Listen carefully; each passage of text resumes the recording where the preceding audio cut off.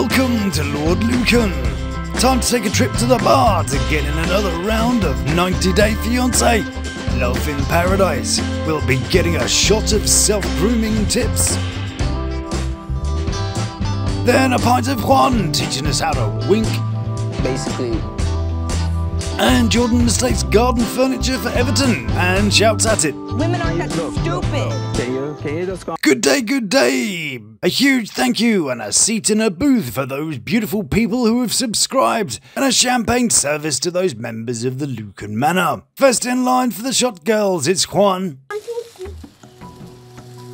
No, what's he cooking now? Some kind of pizzle furters, maybe? Some brain burgers? But it all goes a bit dark when Juan speaks about his late parents. Aww.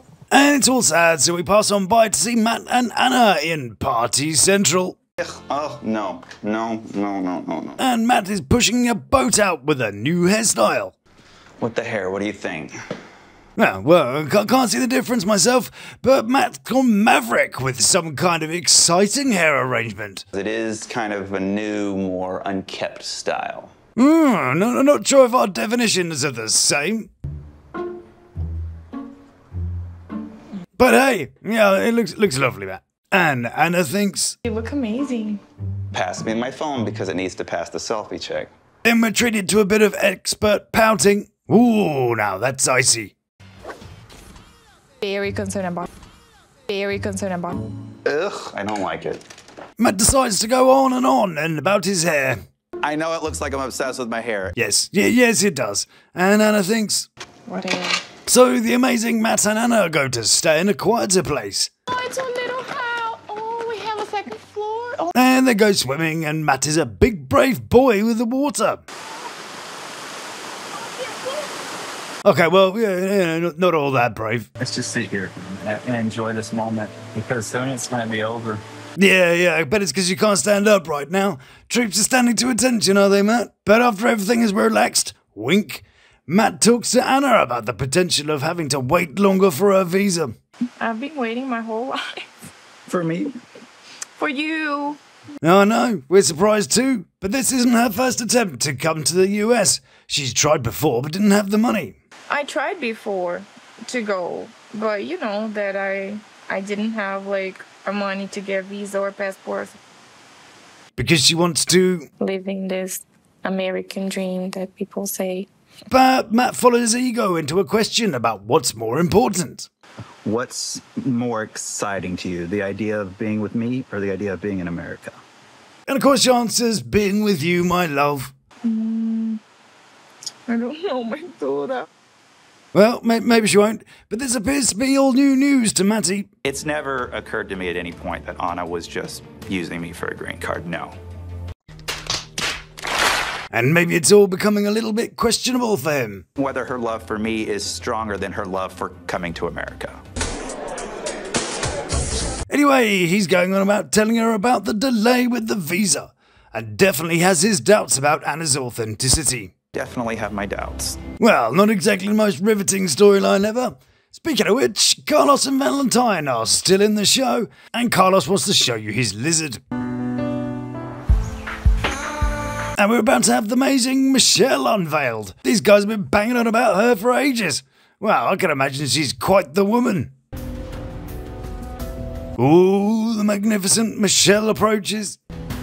The winner of Carlos's heart and a ruiner of marriages. Oh, okay, well, I was expecting someone a little more glamorous, I guess, for some reason. Her friendship played a role in the end of my relationship. Sounds a bit blamey to me. Might be wrong, but saying that her friendship rather than their friendship does feel a bit accusatory. And if anything, it was these guys' inability to negotiate relationship speed bumps without flouncing off if they don't get their own ways. I think she's anticipating some kind of negativity looking at the closed off and defensive body language. Although if he's such a great mate, how come Carlos didn't know? De hecho, yo tengo novio, vivo con él. And Carlos is still very upset. Well, not upset enough to actually be upset, more kind of, pretend like you might do. Está fresco todo todavía. Meanwhile, over in Grand Cayman, Jordan and fakey Jamaikey Everton are visiting the family home. I want to show you inside now, give you a little bit of inside tour. And Jordan, well, would be pulling a face if it wasn't for those pesky fillers. It feels like camping.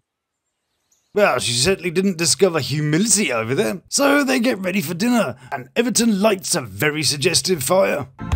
Ooh, cheeky. And for that occasion, Jordan is rocking her Gratitude is So Gangster t-shirt. I'm not exactly sure what the message to that family is. That's the kind of thing a kindergarten teacher would say in a play that has some message about how being good is the new bad boy or something. So they sit down with Everton's family and give them an update. Donkey, as you know, Jordan is my girlfriend. And the sister pulls her face like, so what's your stupid ass done this time? And someone sets fire to Uncle Winston. we have... So they tell them all about the land they've bought and the family approve. I think it's a wise idea. But no one's put out Uncle Winston yet. That is the main access in your life. Someone chucks some water on him, poor fella. Purchasing the land? Yeah. Good idea. The sister then brings up the idea of marriage. That's not really in my head right now. Oh dear. And that makes Jordan do some kind of face. Well, it's somewhere between horror and where did I leave my glasses? But she can do a very good look away and suck your teeth.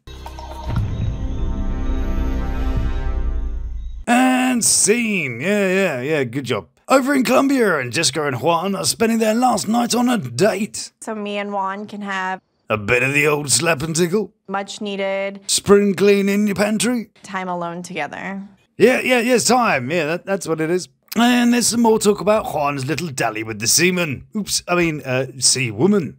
And whether he's going to be keeping his job on that ship. Gosh, you can see the whole city. Jessica tells Juan that he needs to sort himself out if he wants to stay with her. And it worries me because it's easy to do something and get away with it. And Juan uses all his big boy words. I mean... And he ends up with the best reassurance line ever. Trust me. Because that line's never failed anyone. Jessica has even had the person send her the pictures. Sends me a picture. I mean, that freaks me out. Yeah, me too. And Jessica turns the screws on the subject. But did she know you were in a relationship? And Juan does a little squirming. You know I'm quiet with my personal life. Sure, but once there's a move towards your personals, then surely information needs to be shared. So Juan goes from one excuse, I didn't realize she was hitting on me actually, to the fact that he didn't know, he just didn't give anything up. When she tried to get something from me and I didn't want to. And Juan doesn't get it why there's such a problem. That was 2 months ago and Jess still talk about it all the time. Juan, let me introduce you to a woman. This particular woman is in full eyebrows raised mode. She's got a brain, and she does many things with this brain, including remembering the stuff you do and don't do. So Juan tells Jessica that he has to do a certain amount of flirting as part of his job, and has a small seizure. Basically... Oh, no, that's him winking again, isn't it? I've never seen someone so inept at winking. Flirt. Which is fine, a little bit of... Just continues to make her needs heard. Asked if you have a girlfriend, I mean, your answer needs to be yes. All right then. But Juan put across his objections. Which means less money, but... So Jessica says... Money's not worth that to me. And Juan says... Game, set, and match to Jessica. Juan is eliminated due to cerebral overload. But it's all fine because Jessica says... This better never happen again. Back in Cayman and Everton's family's place. And sister asks a perfectly innocent question. Are you guys gonna get married? But then there's a turning point right here where his mind is telling him what he's about to say. And it's this moment where it all tends to go a little bit south for him. And of course he uses charm and diplomacy to broach the subject to this. So he replies... Oh dear, anything that starts dat never ends well. That's not really in my head right now. And Jordan's not impressed and makes this face. Not quite sure what that emotion was. It was stifled by a mixture of bad fillers and terrible acting. But still, she makes some kind of face and is clearly, I don't know, probably not pleased. I don't understand how Everton couldn't be thinking about marrying me. Of course, how could he not want to marry you? He's spent all your money on some land you've not got control of, where he has no risk. Why do you need to marry you? He's already got everything he's come after. But Jordan is still steaming. And she is absolutely pissed about the denial of marriage. But I think she's left her glasses at home. She seems to have mistaken some garnered furniture for Everton. Women aren't that stupid. Look. Can you just go? He's over there, Jordan, to the left. The censorship bleep guy has a busy day at work today. Get it? Cool.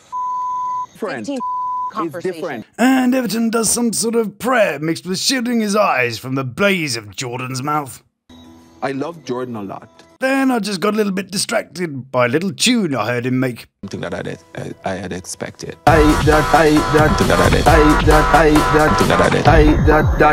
That's not. But the rest of the conversation, well, it pretty much just sounds like this.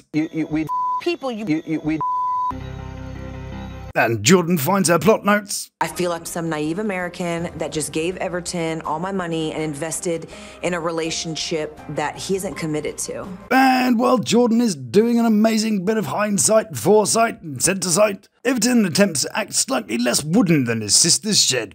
I don't know how to fix this. And with that award-winning performance, we go and see what Matt is up to. You ready, babe? Yeah. I wonder if this is one of his more daring hairstyles. The Lego. So today they're off to... Tonight, Anna and I are going to go look at the church.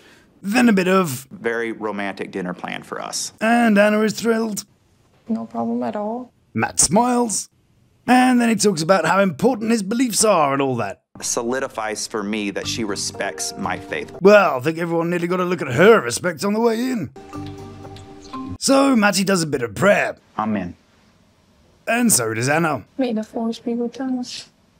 Yeah, she totally respects what you're doing. Well, there's something else I needed to talk with you about. But there in the big man's house, Matt thinks he's got all the help he can get before telling Anna about the length of time the K1 will take. It can take up to 2 years. She cries. Well, it's probably crying, but we don't really see or hear anything. There's definitely some kind of acting going on. So Anna is all annoyed at Matt because he didn't tell her soon enough. So Matt goes for the old, I lied for your benefit angle. I wanted you to have a good week. I wanted you to enjoy Carnival. I wanted you to enjoy... Like a sort of truth martyr act. This is a love worth fighting for, right? So Anna walks off all annoyed and having to spend ages pretending like she fancies him. Matt falls over his own feet in those shoes that are still way too big. And Anna does a bit of dramatic posing. And with that, we've reached the end of the episode. Check out more of the other Lord Lukan videos in the collections. Until next time, stay beautiful, love to my 3. You take care of yourself.